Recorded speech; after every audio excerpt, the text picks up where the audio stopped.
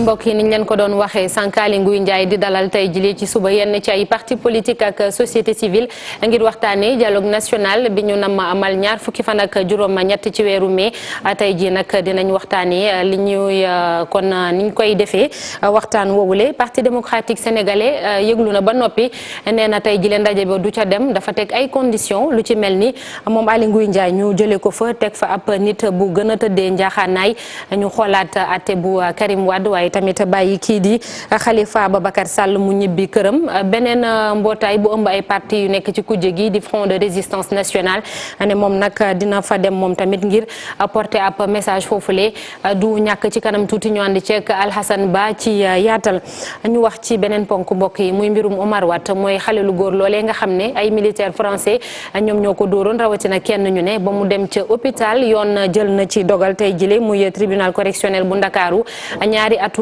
kaso la ñu tëj kookee di Mike Teyo waaye juróom benn weeri képp lay tëdd am na leneen lu ci toftalu dañ ko tere mu dem ci bépp diwaan bu ñuy jaayee sàngara ak it lu wër ñu ne kër Omar Watt boobule am na fukki million tamit lu ñu teg ci ndoddu Mike Teyo mu war ko fay kookee di Omar Watt. Alhassane Ba mu mel ni mi ngi ci ligne bi dem fële ca Ngor Jaarama Alhassane maa ngi lay nuyu. maa ngi lay fay soxna Naata. ndaje bi door na bu yàgg diggante Aly Ngouille Ndiaye ak parti politique beeg société civile yi foofee lan lañ ci mën a jàppagum. jeex na ci jamono ji. jeex na yow daanaka ñoom dem nañu li ñu mën a jàpp nag mooy lii avant projet lañ fi jot a waxtaan soxna Naata mu jëm nag ci li nga xamante ni bëgg nañ ko mu jëm nag ci processus électoral bi jëm mu doon dialogue politique bi nga xam ne moom njiit réew mi Macky Sall sakku woon na ko mu doon dialogue national li nag ñi dialogue politique la nga xam ne moom jiitalu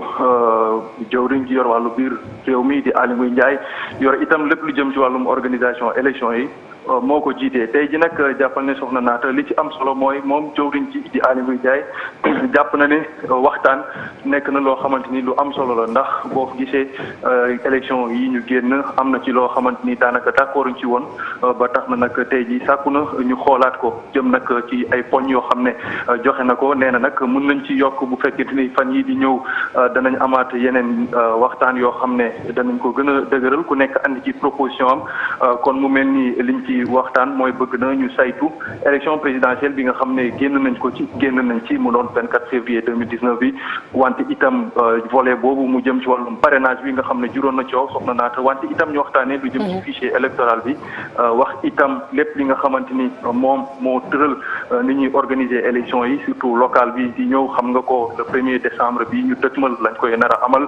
parrainage bi itam war na cee am lii di caution bi mode élection maire yi nan lañ koy tëralee itam nan la ñuy falaatee maire yi loolu yëpp nekk na loo xamante ni soxna Naata war nañ cee waxtaan fixé itam modalité yi nga xam ne moom la ñuy déterminer chef de l'opposition xam nga ne bokkoon na ci poñ yu am solo yoo xam ne bokkoon na ci référendum yaa ngi koy fàttaliku 2016 mu nekk loo xam ne chef de l'opposition war nañ ko mën a xam ci jamono ji fii ci Sénégal nee na nag lii nga xam ne comme ni ma ko waxee avant projet la ci terme de référence yi kon wax na le 16 bi ñu dëgmal ñoom parti yi nga xam ne dinañu composé wu ku nekk ci ñoom bokk ci ab pôle yooyu nga xam ne dana am pôle majorité pôle non inscrit pôle kujje gi mooy de l'opposition ñoom ñëpp danañ ñëw bu ñëwee ak société civile nga xam ne ñoom dañuy observer ak ñi di waa Sénat ak ñoom ñëpp bu ñëwee toog nag ku nekk ci ñoom joxe na ci sax mail pour ñu mën a yónnee seeni proposition ñoom nan la ñu gisee li nga xam ne moom nan la ñu gisee ni war nañu ko tëralee ci lii nga xam ne mooy processus électoral bi comme soxna Naata jàppal ne ñii nga xam ne ñooy acteurs politiques yi teew nañu sauf kii nga xam ñii di waa parti démocratique sénégalais ñoo waxoon nañ ne duñ teew démb lañ def ab communiqué xamle ko wante front national de résistance ñoom ñëw nañu front mooy FRN mooy FNR mooy ñoom teew nañu nga xam ne ngànk na lu toll wala boog lu ëpp juróom fukki parti politique ñëw nañ ci ak seen i représentant kon ñi nga xam ne ñooy li ci mel ni ay Diop Decroix Mamadou Diop Decroix ñoom ñëpp teew nañu ay professeur Issa Sall nga xam ne sax candidat la woon ci jongante gi ñu génn moom itam itam teewal na boppam teewal parti am Amsatou Sow Sidibé itam ñëw na ak yeneen parti Sénat ak ñi nga xam ne ñooy les services yu bokk ci ministère de l'intérieur ñoom ñëpp soxna naata kon teew na jàppal ne beneen ndaje luñ ko jàpp mooy le 16 gi ñu dëgmal pour fexe nag ba xool nan la ñuy boole lépp li nga xam ne terme définir exactement léegi terme de référence yi comme lii ma wax léegi mooy lii nag avant projet la woon kese soxna naata. jërëjëf Alhassane Ba beneen ndaje bi kon jàpp nañ ko fukki fan ak juróom-benn lay am ci weeru mai laata waxtaan wu wi ñu nar a amal ñaar fukki fan ak juróom-ñett ci weer wi ñu nekk ba tey du ñàkk laata ñuy tëj xibaar yi kon egg suñu gan Alioune Tine waxtaan ci mbir moomule ñu ngi ci semaine bi ñu jagleel kaaraange ci kaw tali bi gis nañ ni édition bi lay juróom-ñetteel bi jigéen ñi lañ ko jagleelu ci ëpp kilifay réew mi li ñu namm filekatum 2035 mooy fexe ba wàññi accident yi daanaka téeméer boo jël fanweer ak juróom yi ñu ne nag dugal nañ ci jigéen ñi seen loxo bu baax a baax ndax seetlu nañu ni ci tali bi ñoom ñooy gën a ànd ak dal reportage Mouhamed Samb ak Modou Diop. ñuy delloo njukkal ci ay bés bi nga xamante ni si àdduna wërngal këpp moom la jagleel kaaraangay tali bi loolee ngir mën a jëmal taxawaay jigéen ñi ngir rek wàññi accident yi ak fanweer ak juróom ci téeméer boo jël fii ak atum 2035. kontaan naa ci nañu góor yi gën a am yërmande rek bàyyi ñu waaw. di daw di moytu rek nag chauffeur yi di la mbëkk rek ñun moom dañoo bokk ci permis yu njëkk ya nga xam ni boobu moom jàng la woon véritablement examen bi dur la daan doon. ñoom jigéen yi nag bu ñu sukkandikoo ci ñoom lu ci ëpp dañuy jànkonteel ay jafe-jafe ci tali bi. du neex nag nga mucc si léeg-léeg ñu mbëkk dañ la yàqal foo toll te surtout boo dee jigéen dañuy xaw mel ni lay xëbal surtout nag ñu yoree oto poids lourds yi les bus les tata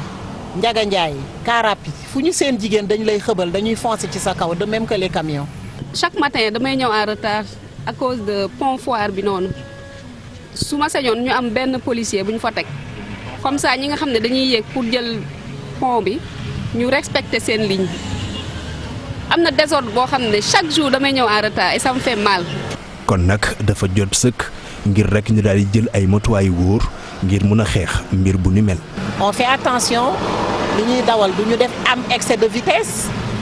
fu ñuy toll itam ñi ngi bàyyi xel ci ñi ci yoon yi bu ñu nekkee en ville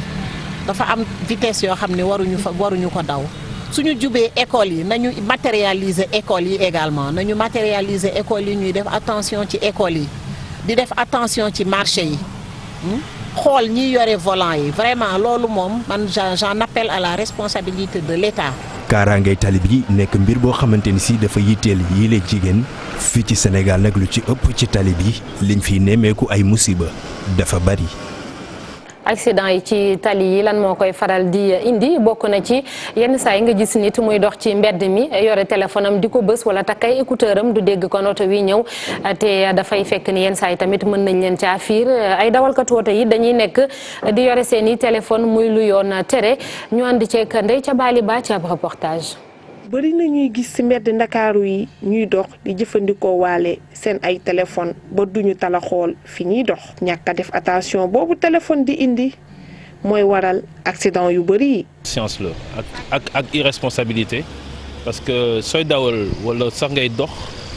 di traverser tali yi wala di dawal da nga war a maîtriser sooy dawal da nga war a maîtriser sa oto ak sa environnement immédiat. sooy dox aussi c'est la même chose donc. oui téléphone di dawal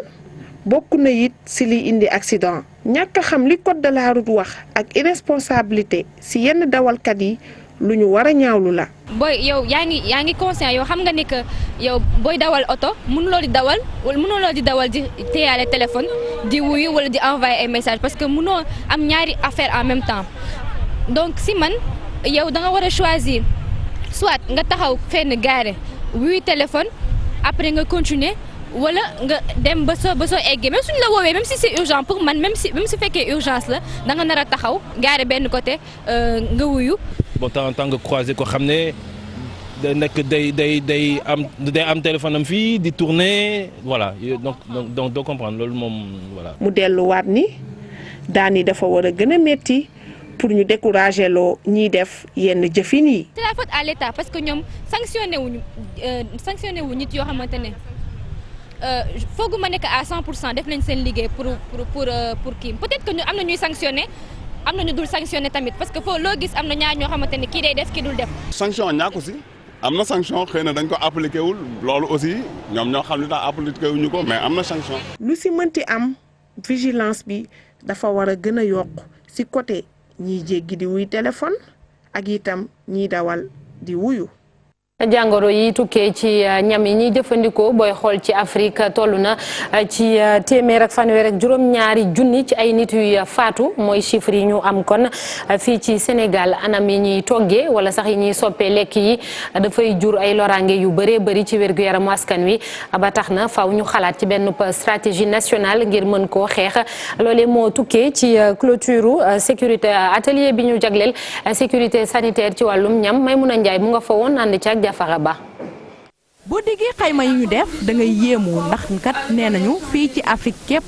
juróom-ñeent fukki million ak benn ay doomu aadama yoo xam ni at bu ne dinañu jëlee ay doomu jàngoro ak i feebar yoo xam ni ci ñam yi ñuy lekk moo leen koy teg léeg-léeg lu ci bari du baax fii ci Sénégal nag ñu ne ñoo jël raw gàddu gi. ci biir juróom-ñeent fukki millions yooyu ak benn yooyu lu toll ci téeméer junni ak fanweer ak juróom ñaar dinañ ci ñàkk seen bakkan Sénégal nag dafa bokk ci réewu àdduna yi nga xam ne dafa taxaw xeex ak bépp fànn lor boo xam ne mën na lor wér-gu-yaramu nit ki. biir bu daw mën leen cee fekk ba ci sax cancer ak yeneen feebar yoo xam ni yéeme na. tout tànk yi nga xam ni tollaguñu ci juróomi at ñoom la gën a sonal. lekk gu sellul nag ñu bëri duñu bàyyi xel ni par exemple nga bàyyi lekk tëjoo ko yooyu mooy yu gën a basique daal nga bàyyi lekk tëjoo ko weñ yi dem ci loolu lu wóote woo mooy weñ yi après boo leen bàyyi noonu lekk gi ngay bàyyi noonu te ñun xam nga suñu fii dëkk bi dafa tàng donc ci dëkk yu tàng yi souvent donc bactéries yi dañuy gaaw a développé wu. am na yoo xamante ni day nekk toxine infection yu aigu mooy nga xamante ni tout de suite par exemple mooy cas bi ni traité tey ni nga xamante ni ay nit dañuy lekk laax mais laax bi ñuy def peut-être soow bi ni ñu ko defaree sellul noonu xam nga ak comprimé yi ni kii donc doo am acidité bi nga xamante da nga ko war a am pour produit bi mu protégé wu. beneen jafe-jafe mooy ci ay xayma rek la ñu toll boobaak léegi mu am lu bari lu des. pour nga mën a gérer dara foog nga xam li nga am problème lan la. ay estimation la mais estimation yi nañ jàpp ni dëgg bi moo ëpp loolu parce que lu ci bëri ay non-dit la lu ci bëri xamuñu defaguñu ay jéego pour mën ko natt. ci biir xeex bi am na ay pexe yu bari yoo xam ni lal nañ ko ci ab plan bi dinañ ko doxal fii ci Sénégal ba ci 2021. ñi yëngatu ci wàllu mbay mi moom ñu ngi doon dajeek seenub jëwriñ ñi ngir xool fan lañ toll ci campagne mbayum ren jile jàpp nañ ne nag am nañ ci yaakaar bépp matukaay jël nañ ko li des kay mooy ñaan ngir taw yi doy ren jile Aliou Dia lañ ciy déglu moom mooy ki ñu dénk comité national ngir mu topp campagne agricole boobule ci micro Seynou Thiam. bi ni nga xam ne noonu la ko doon defee rek di waajal campagne mu nga xam ne mooy nawet bi def na ko te itam mi ngi ci jamono yu ñu ko waroon def. ndax boo seetloo ne conseil interministériel bi nga xam ne mooy waajal li jëm ci nawet bi li gouvernement bi ak acteurs yi daaw ñu ngi ko defoon le 8 mai ren ñu def ko le 23 avril yàlla may nañu ñu jiitu conseil interministériel bi mu paree lii moo ci waroon a topp ndax dañ daan def bu ñu paree dañuy fexe ba notification yi ñu teel ko def notification yi yëpp def nañu ko. def nañu également circulaire yi nga xam ne dañ ko war a jox opérateurs yi ñu xam ku ci ne la nga war a def ak na nga ko war a defee mais yónnee ko itam ñi nga xam ne ñooy administration territoriale muy gouverneurs yi préfets yi sous-préfets yi bañ mën a jël ñoom itam ay décisions pour taxawal ay commission yi nga xam ne ñooy recevoir jiw yi ak matériel ak engrais bi nga xam ne mooy ñëw kon suñu xel dal na foofu ndax jàpp naa ne bu ñu demee ba le 15 ñu ne leen mise en place yi moom diggante le 15 ak le 25 moom na lépp mat ñi ci ëpp la ñuy joxe ma nga fañ leen ko jox su ko defee le 25 nag ñu commencé nag di joxe jiw bi foofu nekk na kon loo xam ne suñu xel dal na fi ni ko ministre bi xalaatee it wane na yoon woo xam ne jàpp nañ ne suñ ko jaaree respecté ko noonu yàlla moom la mënoon tëlewu ko tey la ko dàq mu taw jàpp nañ ne Sénégal lañ doon am ci barak la dëgg nawet dana am ndax waajal nañ ko taxaw nañ ko. Jandeer ci région bu Thiès la nekk ñaar fukk ak benn ci ay village daanaka ñeenti weer a ngi nii amuñu peppu ndox mu di ay jàmbat yu ñu yëkkati ci kanamu directeur général bu SONES moom Charles Fall demoon foofu di nemmeeku station de pompage ba fa nekk ngir dalal seen xel nag nee na fii ak njeexitalu weeru juin dinañ doxal juróom benn ci ay forage jox Dakar ndox ak ñaar fukk ak benn village yu nekk foofu la ca Jandeer Cheikh Anta Diop.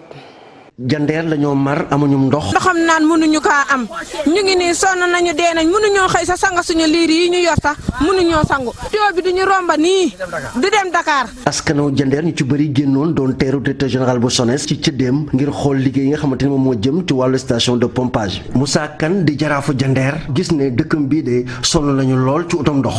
lu mat ñeenti weer a ngi nii mënunoo amam ndox sunu jigéen yi yéen jël ngeen ko fu nekk dañ fay wëri ji am ndox. kon nag li nu bëgg mooy président connecté nu si ndox mii. directeur général bu SONES déglu leen di Charles Fall wax ak ñoom ci njëkk na na xel yi dal ci ay fan yu néew de ndox mi dina walwali fii ci Jandeer. forage yu bees yi nga xam ni ñu ngi ko tabax nañ ko fi état bi tabax ko fi pour gën a dooleel Dakaaru tey mais yoo xam ni ëllëg fi lay des yooyu dinañ fi def piquage fële si F7 bi pour que ñu raccorder fa commune Jandeer pour que it ñu mën leen renforcer ci mbirum ndox comme ça jafe-jafe yi wàññeeku bu baax. directeur général bu SONES yokku si ne nag jumtukaay yi si ak forage yi nga xamante ne def nañu ko fii ci cëddeem ci Jandeer ci tàngoor wi ñuy dugg de dinañ def seen kéemtulaay kàttan ba ndox du manqué Ndakaaru ak li ko wër. mu nekk jumtukaay yoo xam ni liñ ci def ci xaalis mat na fukki milliards ak ñaar. fii ak mois de juillet bala ñu fay àgg. ouvrage yi ndox mi mën a agsi Dakaaru pour que yeneen gox-goxaat yi sax yi amul woon ndox mën di ko jot 24 heures sur 24. ci ginnaaw sa gi nag directeur général bu SONES demoon na xooli station pompage bi nekk ci Bayax ak Cëddeem.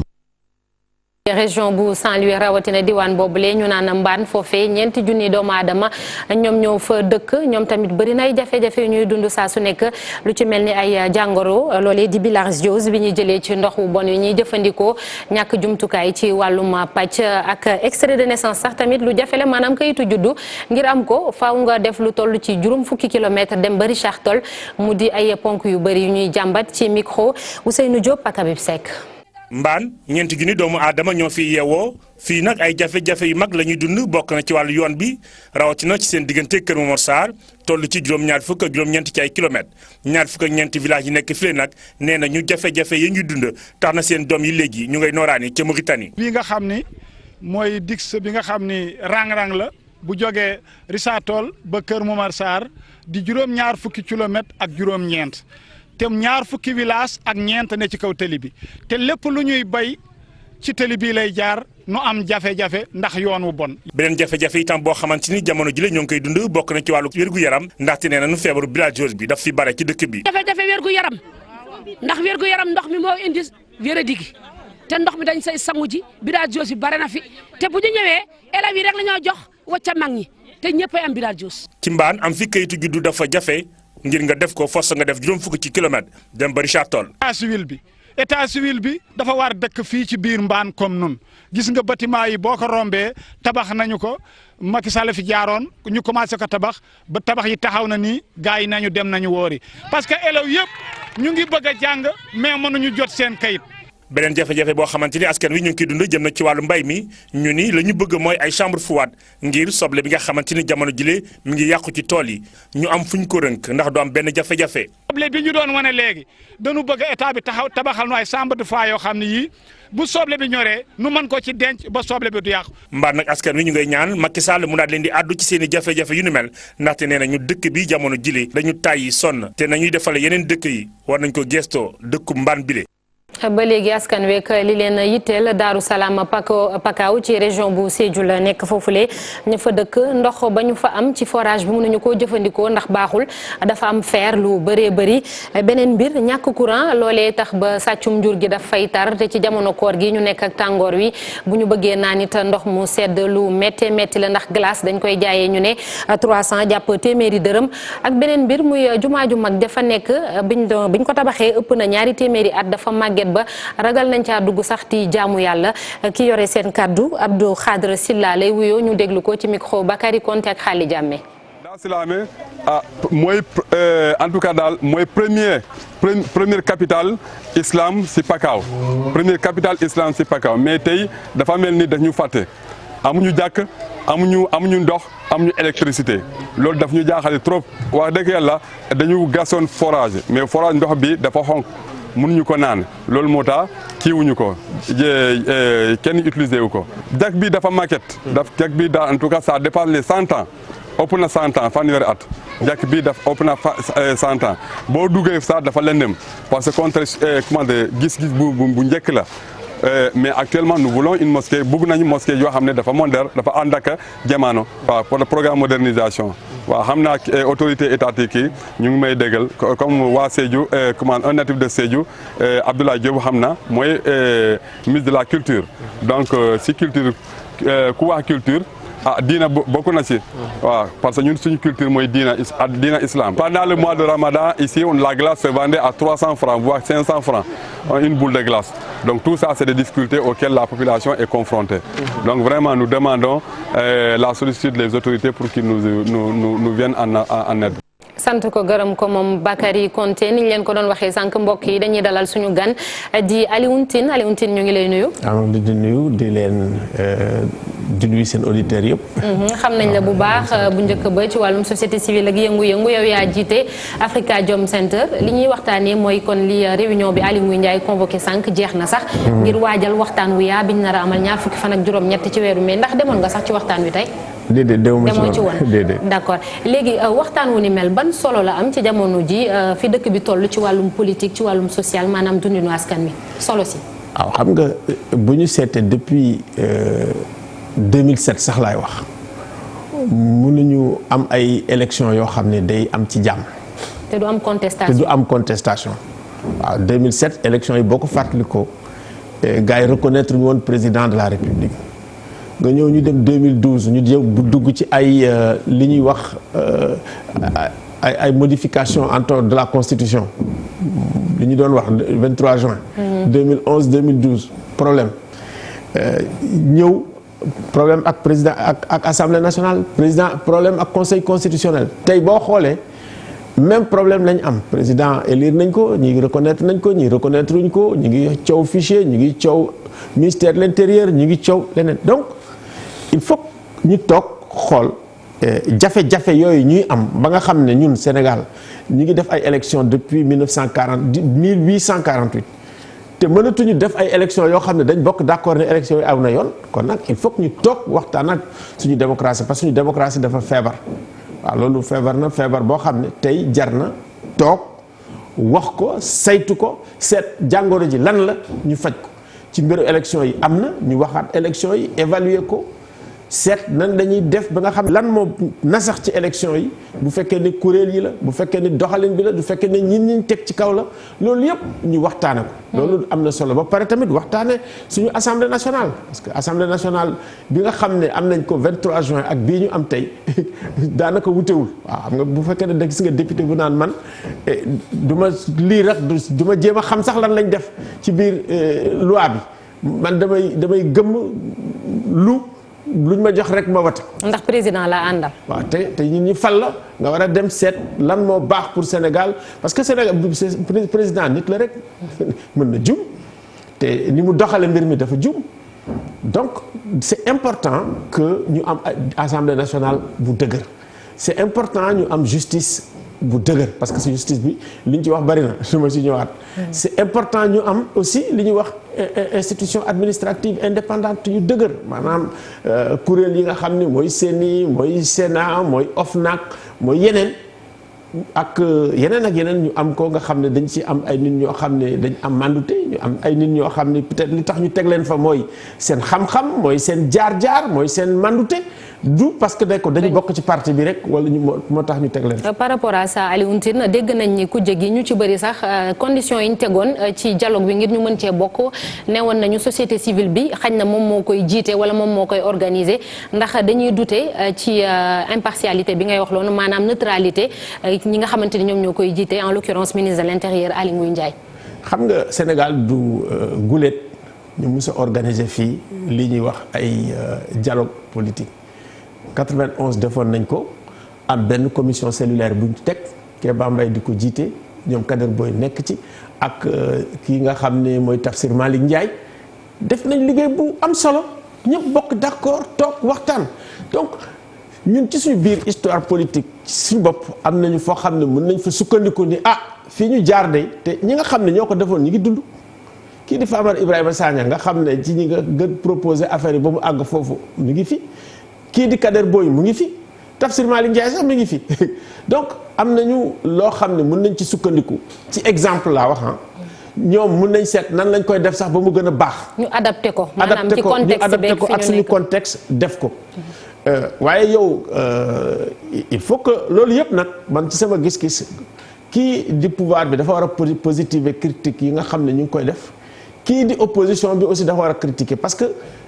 politique chaise bi soxlawuñ ko ci jamono ji ñu ne suñu kuréel yi feebar na feebar boo xam ne il faut que ñëpp toog. maanaam comme li parti démocratique sénégalais taxawee jamono ji ne moom dafay poser ay conditions tey sax ndaje bi demu ca waxoon na ko ba noppi. waaw loolu yëpp pour man. C'est tout à fait normal par rapport ak li ñu passé ak le passé. waaye bu fekkente ni Aliou Tine nga baal ma kujje gi dafa taxaw fi mu taxaw ñiy jiite nguur gi tamit xañ na du ñu bëgg a bàyyi lu bëri ndax yëf yi dina dem yëf yi ndax dina sotti. waaw xam nga tamit dialogue politique du jékki-jékki rek yomb normalement li ñu def ni bu amee jafe-jafe yi mun nañ ko faj donc nañ fexe nu ñuy def ba nga xam ni ñii di. Poser ay conditions def ay concessions ñii di pouvoir bi def ay concessions. ñu daje ñu dem. parce que c'est tout à fait normal bu ñuy demee ci njëlbéen gi te ñëpp bëgg mu réussir te ñu bëgg confiance am dina am ay jafe-jafe mais jafe-jafe yi c'est pas surmontable pour man. léegi ci wàllu parti démocratique sénégalais bokk na ñoom ci conditions yi ñu posé ñu xoolaat procès Karim Wade ñu bàyyi Khalifa Ababacar Sall mi ñu tëj ak jële fi Aly Ngouille Ndiaye wax nañ ko sànq sax indi fi nit koo xam ne moo gën a tëddee ñaaxaandaay ndax loolu nekkul xañ na dafay wane ni dem du ca mën a nekk ndax lu ci bëri nguur gi fas yéene wu koo nangu maanaam accéder ci requête yooyu noonu PDS posé. waaw xam nga temps yi nee nañ sax dañuy amnistier Karim ak kii di. ñu ngi koy ruumandaat Khalifa Sall ñu ngi koy ruumandaat. te je pense France 24 président mos na wax lu demee noonu donc loolu plus ñu def ko mu gaaw ñu bàyyi Khalifa bàyyi day apaiser. kon requête yu légitime la. parce que pour man non il faut que situation bi dafa laaj ñu apaiser. dafa laaj tamit bu fekkee dañu waxtaan ñëpp ñëw bokk ci Karim ñëw sax waaw kii ñëw bu fekkee ne loolu kon foog ñu régler problème boobu problème bu am solo la boo xam ne war nañ ko régler il faut que président ci boppam wax na ko. du fekkee ne bëgg nañu fi mu ne nii ëllëg si biir ñu bàyyi Sénégal boo xam ne Sénégal bu dëgër la bàyyi ko fi ak 100 ans il faut waxtaan wi am jafe-jafe nag mënul ñàkk am ci waxtaan donc jafe-jafe yooyu ku ne na nga dox ni ngay doxe wax ni ngay wax fexe ba nga xam ne jafe-jafe yooyu dañ koy surmonter ñu fexe ba ñu bokk toog. kooku am na solo. parce que dialogue national tam la ñu wax maanaam ñëpp ñoom ñoo ciy bokk. xañ na du politiciens yi kese syndicats yi ci lañ bokk ak ñëpp ñi doxal réew mi. ñëpp ci lañ bokk mais il faut que ñu fexe ba nga xam ne daal mbiru Sénégal bi tey ak problème yi am ci àdduna bi ak problème yi am ci Afrique ak problème yi am ci suñu frontière ñu fexe ba xam ne au moins dina am ay problèmes yoo xam ne sénégalais yi dañu bokk gis-gis ci mbir yooyu mbiru élection lu am solo la bokk ci gis-gis mbiru démocratie ak institution yi c'est bon ñu am ci ñu bokk ci gis-gis yooyu su fekkee ne am nañ ko waxuma ne dialogue dañuy commencer rek mu jafe li ñuy dépasser dafa bëri ay contradiction yoo xam ne doo ñëw rek nga daal di ni takk oto bi tàkk waaw foog nga pousse tuuti voilà ci loolu ñëpp nañ ci jàpp nag ñëpp dañ ci war a jàpp pour que ñëpp toog ñu kii et puis li nga xam ne président war na ko bàyyi mu bàyyi ko waaw voilà li dégg naa leen ça c'est très important fi mu ne nii il faut que li mu doon wax duma ko def boobu na ko bàyyi parce que passé nañ élection yi. waxaan na ko fan yii passé tam ba muy jàkkaarloog syndicaliste yi tamit xëy na mag li muy fooyee mooy dëgg ci moom loolu la fi Ndiaye di wax. yaakaar naa ni mën na dem foog ñu positiver parce que comme moom moo demandé dialogue bi warul nekk échec. donc il faut que li nga xam ne mu nekk dans une situation de tolérance ak d'ouverture boo xam ne jafe-jafe yu bu amee ñi toog ñu seet nan la ñuy fexe ba surmonter jafe-jafe yi ñu avancer. parce que opposition bañul dem ci dialogue mais li muy xaar mooy dialogue bi jur loo xam ne li day nekk njëriñ ci ñëpp te yaakaar naa ne président loolu la bëgg kon nag mën nañ daje. te jàpp nga ni am nañu mat gi ñoom ñëpp ñi ko seq. waaw xam nga bu fekkee ne volonté pour ñu dem avant la il faut que ñëpp jàpp ci parce que affaire bi du problème mu opposition du problème mu pouvoir problème mu sénégalais yëpp la. sénégalais yëpp ñoo war a jóg pour que vraiment ñu fexe ba nga xam ne dinañ am dialogue wax problème mu Sénégal pour que li nga xam ne dal na yeneen réew yi bañ ñoo dal. ci wàllum confiance ci wàllum confiance parce que Sénégal dañ am confiance ci Macky Sall dénk ko mais moomu ko. waaw kii parti politique yi am na ñu ànd ak ñoom mais moomuñu ko Sénégal ñun ñëpp ñoo ko bokk li ñëpp bokk nag. dañ ko war a waxtaane bu fekkee ne dañ ko war a waxtaane defar ko dañu war a ñëpp a war a taxaw ñu waxtaane ko defar ko. jërëjëf Aliou Tine ñu ngi lay sant di la gërëm. jërëjëf ñu fàttali ne rek yow yaa taxawal Afrikajom Center ñu doon waxtaanee ci dialogue national bi ñu nam amal ñaar fukki fan ak juróom-ñett ci weeru mai tey jii rek Aly Ngouille Ndiaye doon dajeek yenn ci ay parti politique ak société civile beneen ndaje bi fukki fan ak juróom-benn ci weeru mai lañ ko nar a amal mbokk yi nes tuuti ginnaaw bàkk bi ñu egg seeg yéen ci tàggat yaram.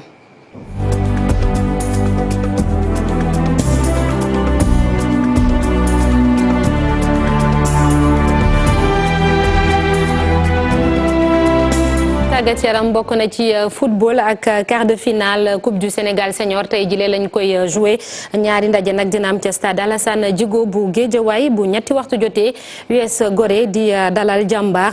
juróom-ñaari waxtu bu jotee nag ñaari tali moom mooy jàmmarloo ak Linguère ca stade Mawade Wade bu Ndar Géej USC bu Saint-Louis moom mooy dalal HLM Grand Yoff bu ñeenti waxtu jotee ba teg fanweeri simili jàppaleen ni beneen ndaje bi fële ca diwaanu Tëngéej lay amee Tëngéej FC ci boppam di dalal Oslo Foot Academy ca stade Galandou Diouf ñu wax ci beneenub discipline basketball ak liy wéy ci première journée playoff yi tey ji bu 16h jotee stade Marius Ndiaye Douane dina dalal Saltigué bu teg ci nag bu 17h45 jotee Duc ak Asfa jàppale ni démb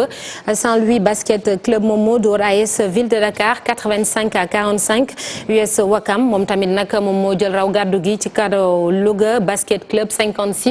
56-42 ñu changé discipline dem ci taekwondo championnat du monde ñu ngi koy waajal fële ca Manchester Angleterre dina door fukki fan ak benn ci weeru mai dem ba fukki fan ak juróom-ñeent équipe nationale bu Sénégal da cay dem di yebal juróom-benn ci ay athlète jamono ji ñu ngi waajal bu baax a baax noppi nañ sax ba noppi la ñu wax te am nañ ci yaakaar Cheikh Sadibou Diarra Ababacar Camara. gëm-gëm at mbébét gu baax la équipe nationale bu Sénégal bu taekwondo di demee ci championnat yi ñuy dajale réewu àdduna bi yëpp ca Manchester. gëm nañ loolu gëm nañ ko bu baax que préparé wu nañ bu baax donc lu ñu dese juste mooy dem appliquer li ñu jàng ak suñu préparation et tout. comme on dit ragal yëpp yàlla la donc nañ dem donc def le maximum. comité bi moo nekk sama première participation pour championnat du monde malgré que ni nekk naa champion d'Afrique en 2018 donc loo xam ne Sénégal mos ko am muy médaille d'or au championnat du monde pour le taekwondo donc. je compte bien le faire incha allah te gëm naa ni sax loolu dafay am parce que nit ki moom booy nekk di def dara da ngay nangoo à chaque fois di relever des défis te accepté naa relever des défis nangu naa ko aussi donc gëm naa ni dinañ ko def gëm naa ni dinaa ko def gëm naa ni sama morom dinañ ko def incha allah. ci gaynde yi lépp yëmb na su fekkee ne ay bés rek moo des ci compétition bi. préparation bi bu commencé aussi yàgg na ñaari weer ci ginnaaw boobu ba jàpp ñett bon commencé nañ fii ñu ngi doon entraîner ñu ngi doon def le maximum bon bi ñu demee ba yegg si fii maintenant dafa nekkoon loo xam ne rek bon mooy dernière yi nga xam ne ñuy mujjantal xam nga defaraat jekk-jekkalaat yooyu daal ñi nga xam ne bon mënut a ñàkk ci équipe ak di leen préparer psychologiquement bon loolu daal lañ ne woon nekk nii def nañ ko te bon pare nañ ci te am nañ yaakaar ne vraiment buñ demee dinañ ci génn bu soobee yàlla. ca Manchester Sénégal jàpp na ni dara du fa yomb bokk ci juróomi réew yi raw mooy yéeneem. champion du monde yi dafa nekk compétition boo xam ne moom may mujjee avant Jeux olympiques yi di ñëw donc ñi fa fay dajee mooy compétiteurs yi gën a mag ñëpp fa la ñuy dajee waaye ku ci nekk nag da ngay indi say feem say mën-mën kii ba fexe ba génn ci quoi ñu tam yaakaar naa ni am na loo xam ne aussi ñu ngi ko denc te bu jëmee bu soobee yàlla dañ def le tout daal pour mun ci génn. équipe nationale bu Sénégal bu taekwondo dina dem ci Angleterre aljuma bi jongante yi moom ñu ngi ko jàpp fukki fan ak juróom ba ñaar fukki fan ak benn ci weeru mai bi. jërëjëf Cheikh Sadibou Diarra léegi dañuy dalal Mamadou Mohamed Ndiaye ci li yéene kaay.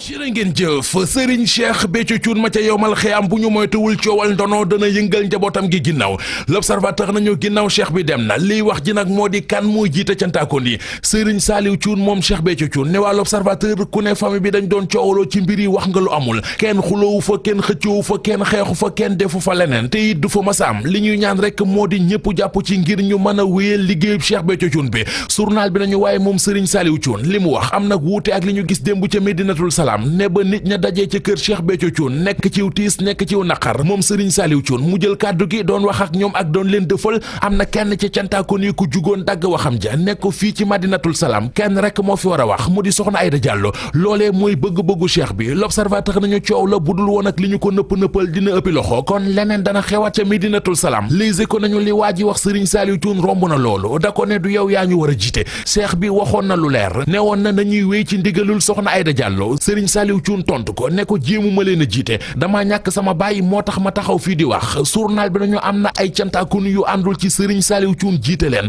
soxna Aïda Diallo la ñu bëgg moom mi ñu bëgg di soxna Aïda Diallo mook Serigne Saliou Thioune seeni photo ñoo nekk ci xët mu njëkku Rewmi Quotidien journal bi nañu mbir yaa ngi bëgg lëj nag ci ana kan mooy wutu Cheikh Béthio Thioune ci boppu cantaakun yi am na ñenn ci ñoom cantaakun yi yu taxaw ne Serigne Saliou Thioune du leen jiite ndax Cheikh Béthio Aïda Diallo leen toppaloo anki dina kay nañu cantaakun yi jébbalu nañu ci Aïda Diallo Vox Populi mel ne ku naan ko ba mu dee Serigne Khadim Thioune ne Serigne Khadim Thioune doomi Cheikh Béthio Thioune magam Serigne Saliou Thioune la joxoñ moom la ne moo war a wuutu Cheikh bi ne nee na Cheikh bi jóge na fi Serigne Saliou Thioune mi dib taawam ku ko xoolewul Cheikh Béthio Thioune wàcce woo ak li yoonu murid baaxoo Khadim ne Cheikh bi dem na ab taawam moo koy wuutu ñun ñu des ci njaboot gi yëpp nag li ñu war moo di jébbalu ci moom di ko tarbiyu tey wéy ci ndigalam Ibrahima Diagne mi yore woon communication bu Serigne Cheikh Béthio Thioune dañu wax ci l'observateur ne cantaako ni dara mënu leen a féewale moom Ibrahima Diagne it waxtaan nag waa l'observateur ci lenn ci feebar bi tëraloon Cheikh Béthio Thioune ba yóbbu ko nee na Cheikh bi ñeenti AVC la amoon li am ci xët mu njëkk Sud Quotidien moo di mbiri dialogue politique bi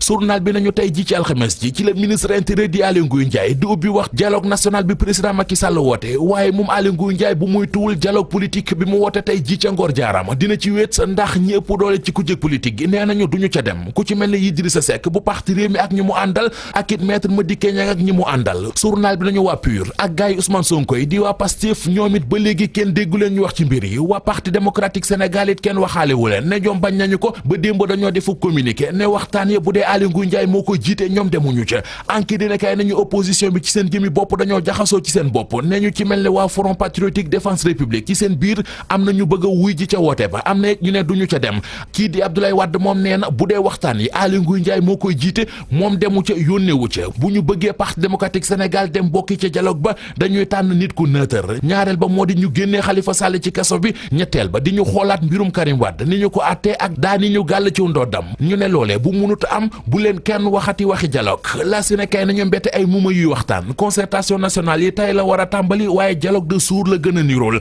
Abdoulaye Wade nee na bu dee Aly Ngouille Ndiaye moo jiite dialogue politique bi moom suur na ko këll kii di Barthélémy Dias it dégg nañu ko mu ne bu ñu libéréwul Khalifa Sall dialogue du fi am l'observateur nañu dialogue bi président Macky Sall woote opposition bi ci réew mi bokke wuñu ci taxawaay waa Front national de résistance ñoom nee nañu dañuy wuy ji waaye ci kaw yi exigence waa parti démocratique Sénégal ñoom gedd waxtaanee carrément ba noppi nag teg ñaari condition la tribune nañu ñetti condition kay la ñu teg benn ca moo di nee nañu Aly Ngouille Ndiaye du jiite waxtaan ya ñaareel ba moo di bala ñuy bokk ci waxtaan dañuy libéré Khalifa Sall génne ko ci kaso bi nu mu gën a gaawee ñetteel ba moo di mbiri Karim Wade dañu koy xoolaat Les Échos nañu Abdoulaye Wade non seulement gedd na dialogue politique bi Aly Ngouille Ndiaye di amal tey ji ngir waajal dialogue national bi Macky Sall woote waaye yamu ca ne da caa teg yàq Aly Ngouille Ndiaye lool weñ wu ca dal dee.